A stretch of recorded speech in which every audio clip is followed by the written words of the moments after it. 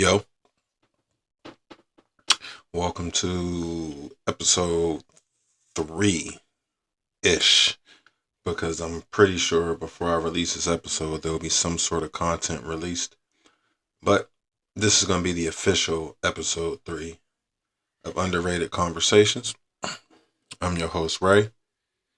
Took me a minute to come back to this because I had to kind of revamp it a little bit to do it a little bit differently because I was running into a situation where I was getting severe writer's block or pod block, whatever you want to call it.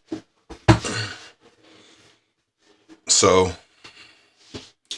had to take a step back, figure some things out, see if I can try it a new way. So, we are going to see how this comes out. Bear with me, because like I said, had to revamp it, like I found myself trying to force episodes instead of sticking to how I said I wanted to originally do this from the gate. So in order for me to not force episodes, I had to really step back and figure out the way for me to do this, keep it authentic, keep it transparent, do it in a way where I feel comfortable releasing the episodes and everything, and still make it me, if that makes sense. So I did a lot of brainstorming, a lot of back and forth, did a lot of things to prepare to bring a quality episode. So I got my MacBook over here where I'll be going through some topics that I came up with and stuff, because I want to be able to bring these episodes without them coming from a place of trauma, or without them coming from a place of me have went through something recently in my outlet, because I'm not always going to be going through things. I'm not always going to be feeling a way about something. I'm not always going to be where I have to vent. And I don't want these episodes to always be emotional. So, we're going to try this out. Hopefully you guys enjoy it, because it's new to me, and we're going to get through this together. So, let's get started with episode 3 of Underrated Conversations. Turn the mic up, it's time to dive, where the story spark and come alive. Unfiltered thoughts, we keep it real. Underrated vibes, you're bound to feel. Underrated conversations, deep talks, no hesitation. We're the voice of inspiration. Feel the rhythm, no imitation. Late night down under.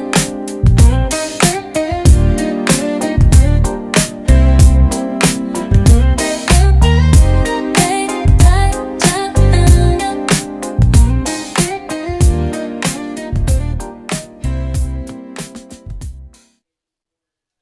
All right.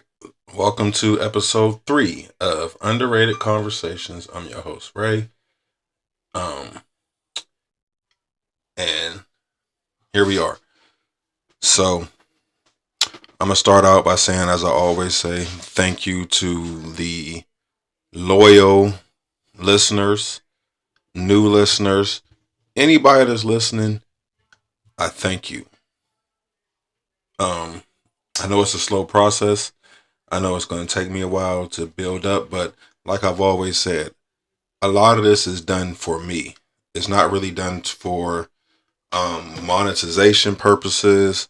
It's not really done for like uh like episodic where it would be like weekly or something like that, because that was my initial plan. But in order for me to keep this authentic, I have to do this on my time frame and when I want to do it, so that way it doesn't seem um fake and it remains authentic, or it doesn't seem like I'm forcing something. So here we are, episode 3. um I'll just start by saying I had to do a lot of reflecting and coming to terms with myself about what I really wanted this to be. And being that I wanted this to come from a place of authenticity and me being 100% me and transparent about things going on in my life and things that may have happened in the past or in the future, I had to step back, revamp, and figure some things out. So, what I did this time was I sat back, put a few topics down that I would like to discuss, that are kind of have to do with my life as well. But I feel like it would be a easier way for me to continue this and bring you content. So, um, one of the big things that I was talking about and talking to people about is the struggles of, basically, I call it like a silent alpha male. So for me, I can bring that to talk about me. Um, I've been told a lot that, like, for me to be 6'6", a lot of people like I don't even recognize that you around, because for you to be so tall, you stay in the cut. Yeah. And I do that for a reason, because I'm the type of person that I sit back and I like analyze. Like I want to sit back and I want to be able to like see everything around me and see how people act. I'm not really much of a talker with everybody, but I'm more of a observer. Now, if you come and talk to me, I'm not rude, I'll talk, but I'm more of an observer to see my surroundings. So it makes it hard for me to consider myself an alpha male, or people to consider me an alpha male, because it doesn't seem that way. But for me, I mean, being judged or being considered a silent person makes people think that I'm more of a shy person. But I'm shy, but I'm not. I just rather not put myself in situations or in conversations that aren't beneficial to me. For example, I'm 38 years old. I don't necessarily want to sit and talk about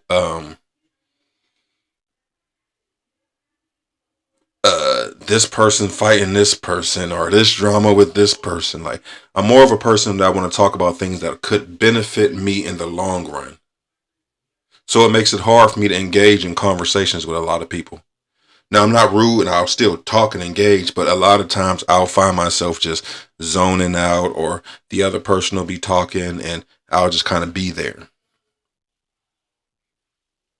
Because I don't want to fill my mind with negativity or things like that. I'm at a point where I want to grow, where I want to talk about things, or engage with things that are beneficial, that I could use to better myself or to better my family or to better our future or things like that. I'm not really into just talking about a bunch of BS. So that's what makes it seem like that I'm a silent person. And it's not really silence. It's just I'm not ready or into some of the conversations that feel like don't go anywhere. And it's hard for people to realize that or to see that or to even look at it as a way of me being mature or me growing and not as a way of me being rude. So when it comes to certain situations and certain scenarios that I'm in, I'd rather not just avoid them.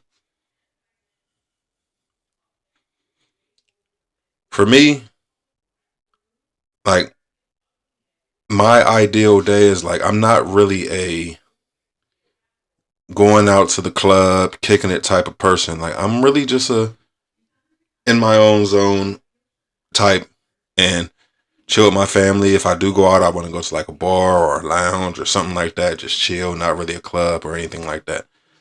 And I think that came with maturity.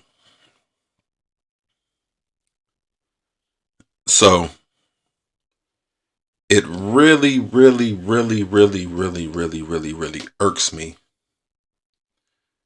when people look at me and judge me and think that I'm just not really, sorry, not really like engaged or I'm not really this person that you think I should be, but you never got to know me.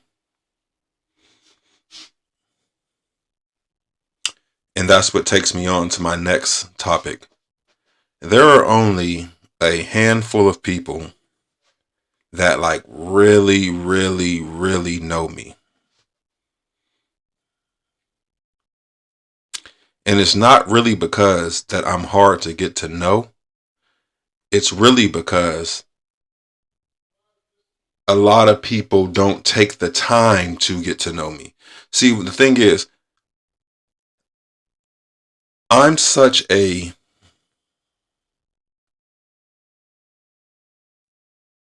how do I word this? I'm a person that I get joy out of watching everybody around me succeed or happy or doing something. I'm a people pleaser. And a lot of people take that as a weakness. But it's not really a weakness. I choose to be like that. But it sucks sometimes because that overshadows people actually seeing and wanting to get to know me. It more so turns into what can he do for me? And as long as he's doing something for me or providing a service or just providing attention or advice or anything, that's good enough. But it's not really good enough for you to actually get to know me as a person, to sit down and figure out what I like and I don't like. Like, there's probably 3 or 4 people in the world who really know like my favorite color and my favorite food, what kind of movies I like, what kind of TV shows I like, all that. And it's not because I'm secretive and trying to hide it. It's because I want people to actually try to get to know the person I am instead of just what you see, the facade. See, when I find somebody that I consider a friend or a close associate, I take the time to actually get to know them. You'd be surprised like what that does to a person when you can remember something as simple as, hey, I went to the store and I heard that you like your favorite candy is sour punch straws. So while I was there, I was thinking, I picked you up some sour punch straws. It's the little things like that. So I struggle with that sometimes. They're not doing that, you know? So you can't really judge on that because not everybody's to a point in their life where they can see that or understand that you can't just take from somebody's cup without filling their cup back up sometimes. Like, and I found myself pouring into a lot of things that I wasn't feeling fulfilled back, so it was leaving my cup empty. But now I'm learning that I need to just voice that to people, let people know that like that is how I feel about some things, and I need that too.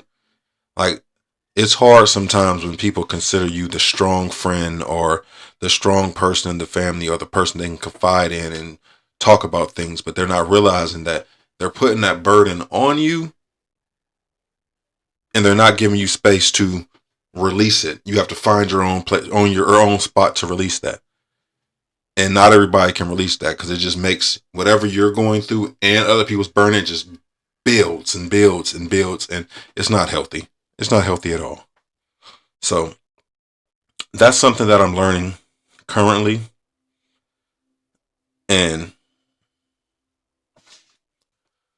it's a struggle, but I'm getting through it. Something else that I'm learning is I have a lot of friends, and friends, associates, close associates, whatever you want to call them. But what I'm learning is that I have to put these people in their respective spots. Not everybody deserves your full attention. Not everybody deserves your full time. You have to realize which people goes where. So for me, it makes it really, really easy once I sit back, watch, analyze everything going on around me, and then I can figure out where you deserve to be in my life. At some point, most points, I really don't care where I'm at in other people's lives that I don't genuinely care about. Close friends, family, stuff like that. It doesn't really matter to me where I'm at in your life. But for my mental health and my sanity, I need to know where to put you at in my life. So some people don't even get the pleasure of really getting to know the type of person I am.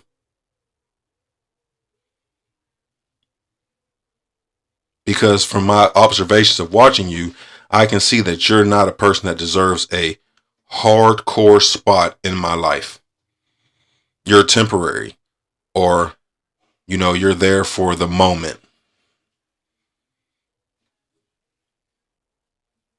I've moved a couple times in my adult life, and I've met some real people, but I've also met some people that I thought was real until I left and then start speaking to them again or seeing them again. And I realized that is not for me. You were in my life for a season. And that season, I learned a lesson from you. And I need to just go ahead. And once I learned that lesson and that season's over, let you go. And some people can't do that because they feel like they have to be cool or friends or tight with everybody. Some people I was friends with for years, cool with for years, and it took me to not be around them or not talk to them anymore for me to realize that it wasn't a real friendship. It was convenience.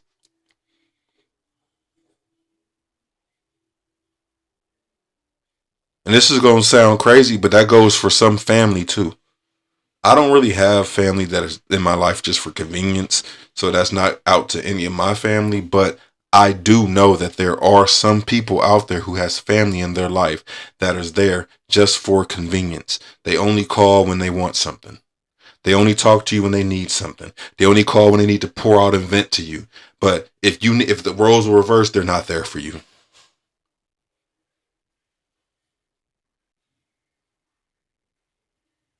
And then by you saying, "Oh, that's my family," you feel obligated to always be there. But that's not the case. I think I said this before in one of my other podcasts. There's only a handful of people that I know in my heart that if I was really going through it and really needed something, one of which is my mom, that I can call and they will always, always, always have my back no matter what. And I keep those people close. But there are some people that call me when they need something and I have their back, but it's not reciprocated if I need them. And once I realize that, and I start putting people and noticing that, at that point, that's when I realize I start becoming more peaceful with myself.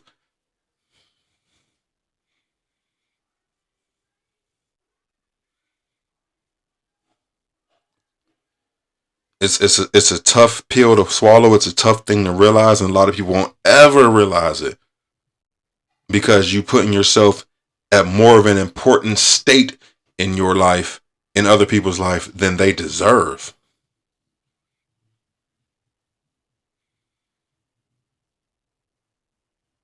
And you don't want to be the one to separate it because you don't want to ruffle no feathers or you don't want to hurt anybody's feelings. But I'm here to tell you, sometimes you have to hurt some feelings. You have to. For your own sanity, you have to hurt some feelings. And it sucks because you have to do it and people are going to look at you a certain way. You might, and it, truth be told, it might not even hurt you that you did it. It might make you feel better that you did it.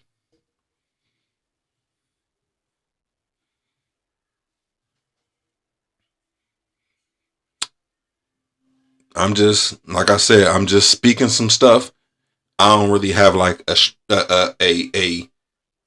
any way I'm doing this. I'm just really, at this point, I'm just really speaking some things that I've gathered while I was breaking the break.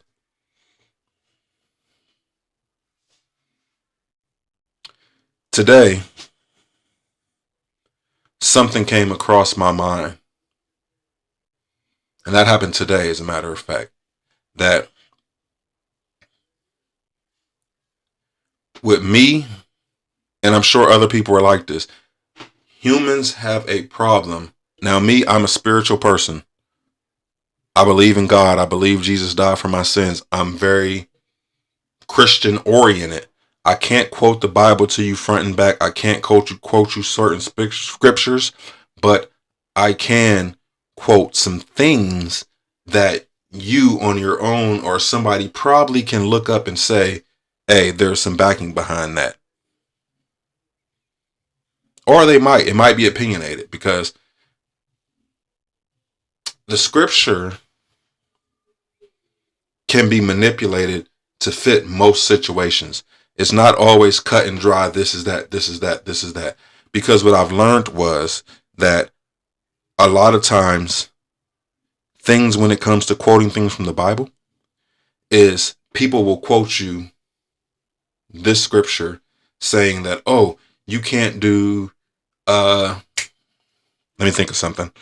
I'm not even going to sit here and try to front, but saying you can't do something, and they'll back it by a scripture in the Bible.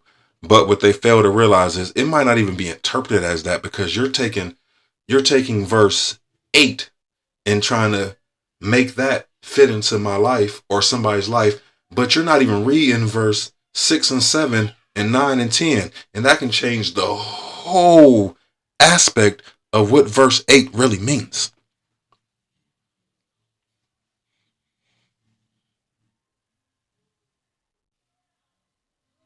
And a lot of people push that on people because they want it to fit that scenario. And it might not even fit. It might even fit the scenario they're trying to make it fit.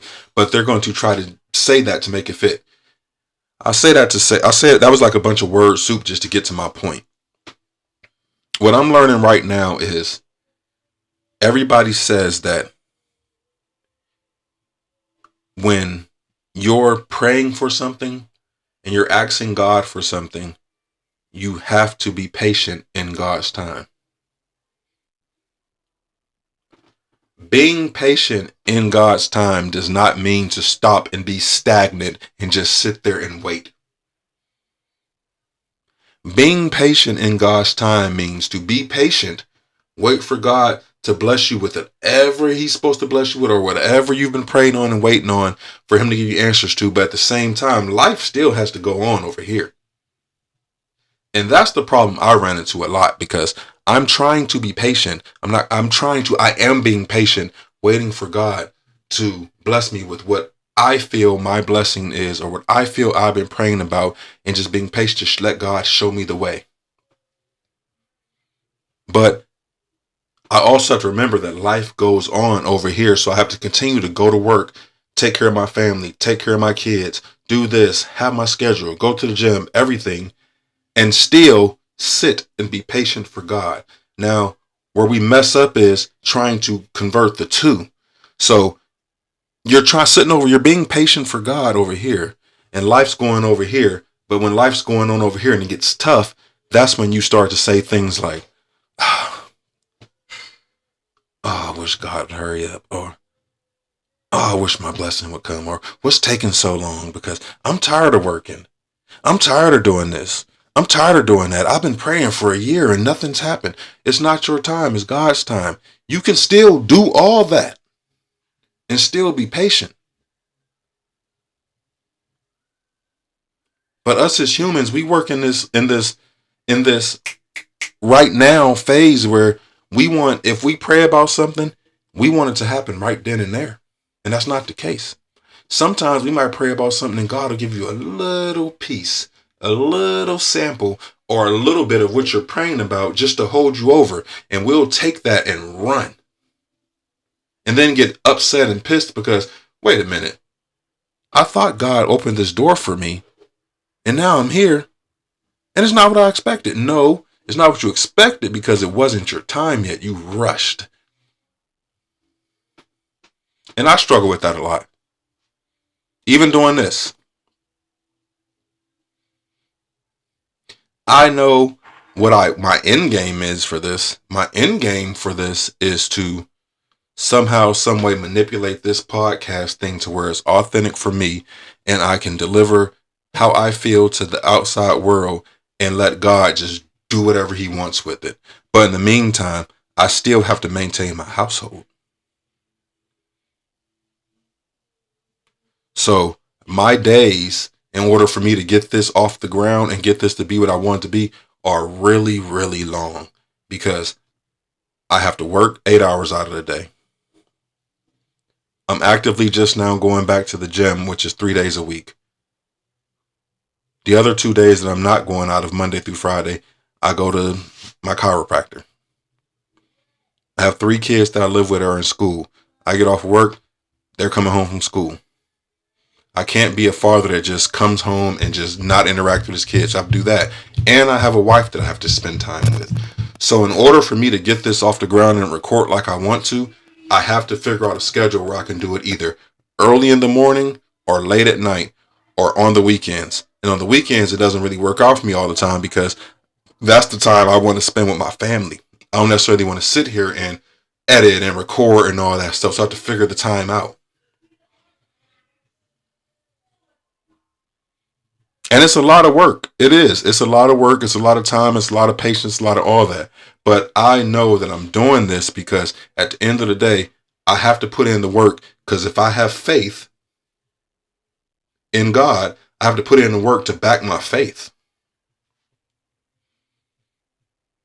So there's some days I have really, really long nights, really, really long early mornings, but I have to do that. Some weekends, I'll spend a Saturday with my family and Sunday I'm editing. It's not easy, and I'm just a one-man show. But I'm okay with that, because I feel like this is my calling. And this is just the startup of my calling. Even my location where I'm at. As y'all can see, I'm doing a lot of sweating. It's hot. But I have to stick through this until one day God blesses me or opens up the door for me to have everything I need to do this. He's blessed me with the basics to get it started. I have more than most people have when they're trying to get into this. And that's a blessing from God. But in my mind, I want this to be bigger. But at the same time, I have to be patient. I talked about this, I believe, in episode 2 when I said, like, I got a few compliments, got a little clout, and it completely changed the way that I was trying to do this. So once that changed and I felt it wasn't right, I had to take it to God and pray about it and bring me back, which brought the revamp.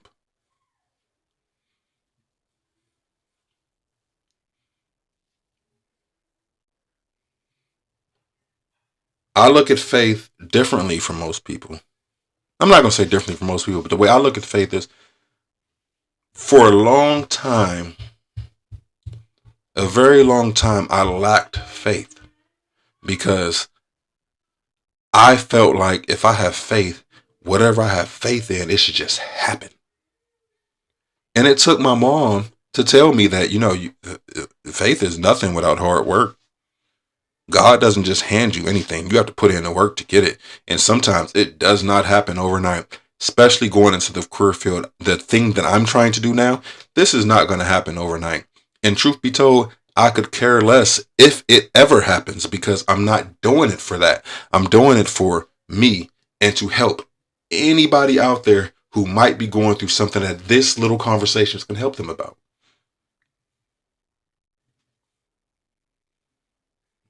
And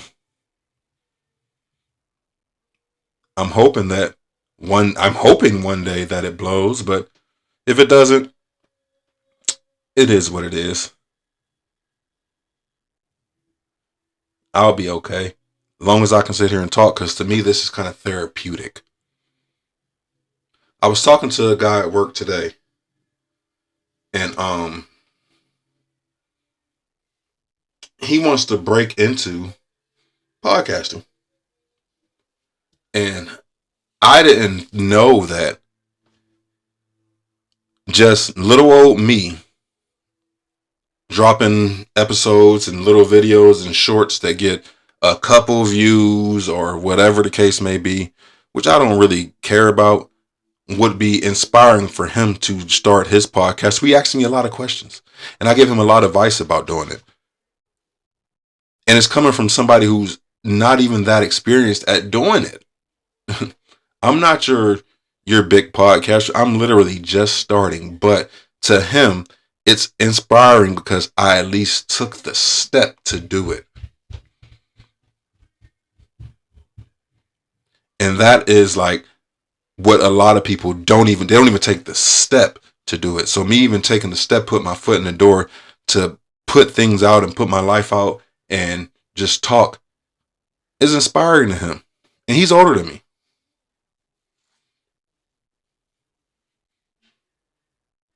I get messages and texts and all the time like, yo, we gonna drop the next episode. We gonna drop the next episode. And I had to tell people like, it's hard because I'm really not trying to do it as where I have to just be like, all right, well, it's Sunday. I gotta drop an episode, and that's the way I was gonna do it. But that's not authentic.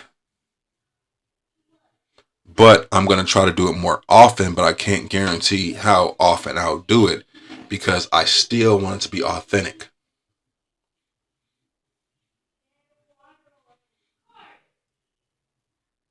Uh, let's see here. All right, let's go with a little. This is kind of lighthearted. I don't even know where this came from, but I don't know. We're just gonna do it.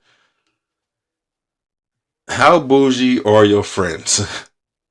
Like, what do they buy? The frozen meat, or it got to be the fresh, unfrozen ones?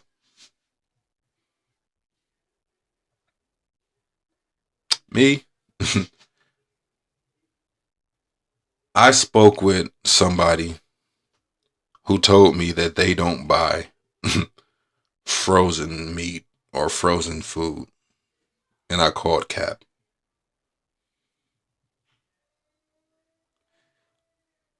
I'm not that bougie. Now, I won't buy stuff from certain stores, but it don't bother me none. My pockets ain't that deep where I could just go to the butcher and get what I want. I'm not gonna buy no BS meat, but I'm not gonna buy no. I can't afford to go to the butcher all the time. But I do got some bougie ass friends that are like that. That was real quick. Um, I think I'm going to be wrapping this up soon because I think we're going on about 40 minutes now. and I don't want to hold it too long. So I'm gonna give you guys one more topic, and then I'll wrap it up, and we will reconvene for episode 4. Let's see what we got here.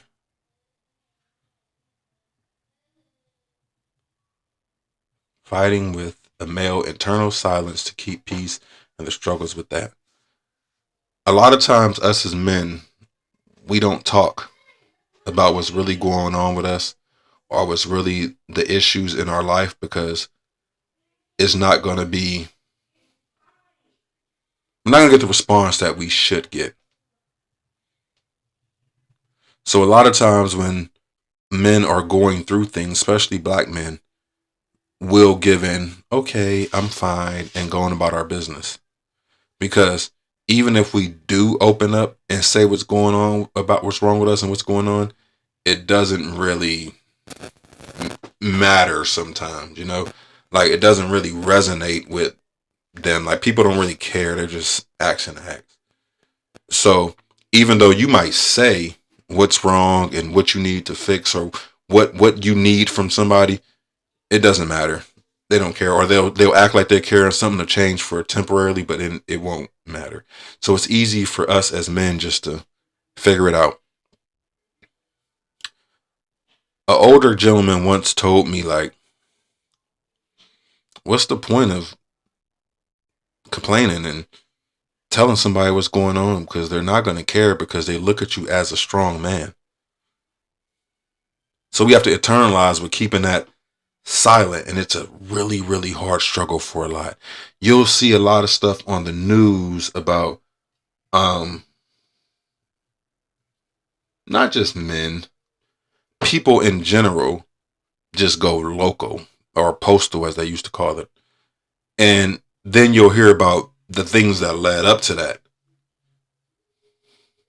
And you'll hear like they really have been reaching out and showing you signs that they really need help or really are trying to, you know, get some things off their chest, and it just goes, the signs just are ignored, you know. I said that a lot, this is something that I've learned and that I kind of live by somewhat. A lot of people ask how you're doing and what's going on with you just because it's normal. Hey, how you doing? But they don't really want to hear how you doing. They want, oh, I'm fine, blah, blah, blah.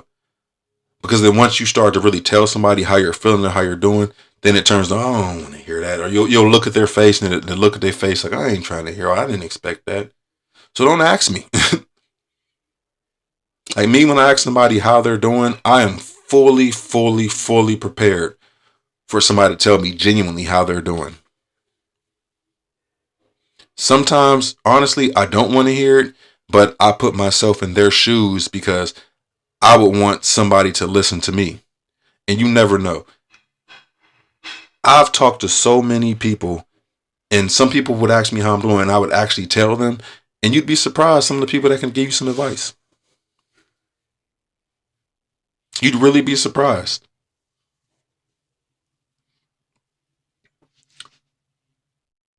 I'm learning tonight, try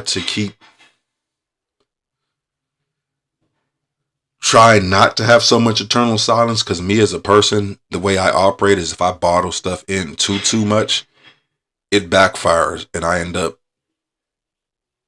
crashing out, we'll just say. But I also have to learn that a lot of people don't even want to hear that shit. So I have to choose who I hear to, which is why I have a counselor now, because it's easy. And a lot of people don't want to do that.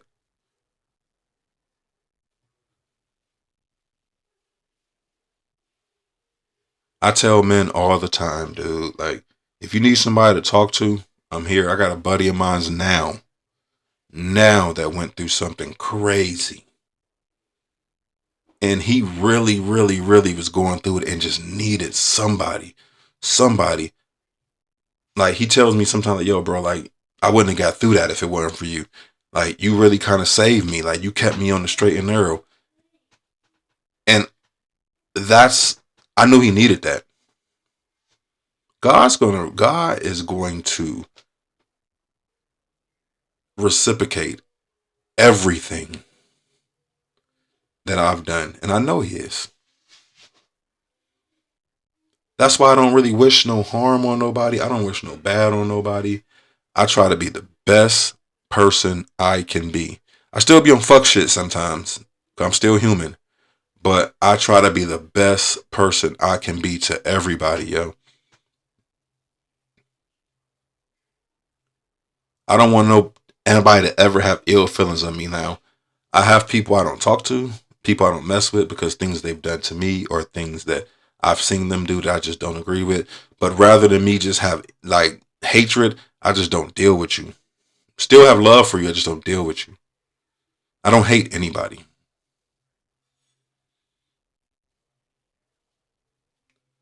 I try to love all.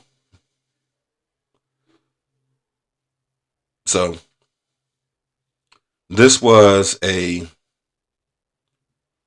revamped version of Underrated Conversations. I kept it short and sweet. I think we're around about 40 to 50 minutes. We'll be at about. So hope you guys, people that were waiting, here you are. I hope that this episode doesn't scare people away or change the whole aspect of how I'm trying to do this. Hope you guys enjoyed it. I can't tell you when I'll release another episode because I don't honestly know. But I will be. Thank you for the loyal listeners. Thank you for the new listeners. Thank you for everybody that support me. Thank you to everybody that's reached out. Everybody that checked in to make sure I was okay because I hadn't released anything. I appreciate you all. Until next time, I'm out. Turn the mic up, it's time to dive. Where the story spark and come alive. Unfiltered thoughts, we keep it real. Underrated vibes, we bound to feel.